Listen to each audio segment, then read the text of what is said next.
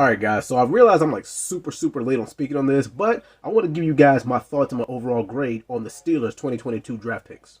First off, we got Kenny Pickett. He's basically the successor to Big Ben.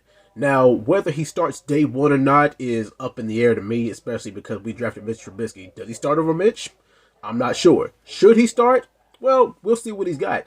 But the biggest criticism is his hand size, and I don't know what the hell that has to do with being able to grip a football, because as long as you can grab it, you can throw it. But I don't know if they think that he'll have problems fumbling when he's running, because he's proved that while he may not be a Malik Willis as far as being a mobile quarterback, he'll prove that he can have some sort of athleticism in and outside of that pocket. So we'll see how it goes.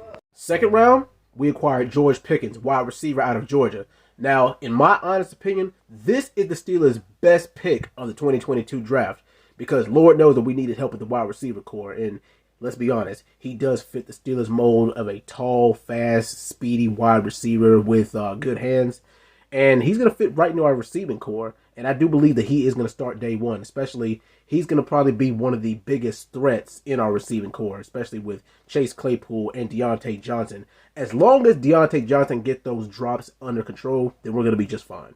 Now, the Steelers' third round draft pick was the Marvin Lewis, defensive lineman out of Texas A&M.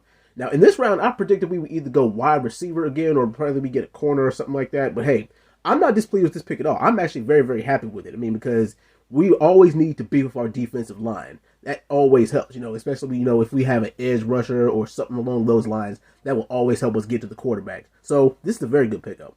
Round 4, we decided to go wide receiver again with Calvin Austin III out of Memphis. Now, in this round, I thought we'd either go corner or we'd start beefing up our O-line, which we didn't beef up our O-line at all in this draft, which surprised the living hell out of me, but I don't know. Maybe the Steelers coaching staff knows what they're doing.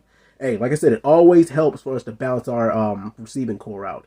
We always get either a fast wide receiver who's big and strong, or we get like a small, shifty wide receiver a la Antonio Brown and Mike Wallace. I'm not saying that he's going to be either one of those guys, but hey, he gives us some depth and gives us some different looks at the wide receiving core. Next round, we went with Connor Hayward, Cam Hayward's little brother, who's a tight end / fullback. Now, we obviously picked him up just because of his name. Well, not just because of his name, but he's a fullback / tight end. He's got the size and he's got the hands. But how are we going to incorporate him into our offensive scheme? Are we going to use him like a fullback, or are we going to use him as a tight end and have a 2 tight end instead? That remains to be seen.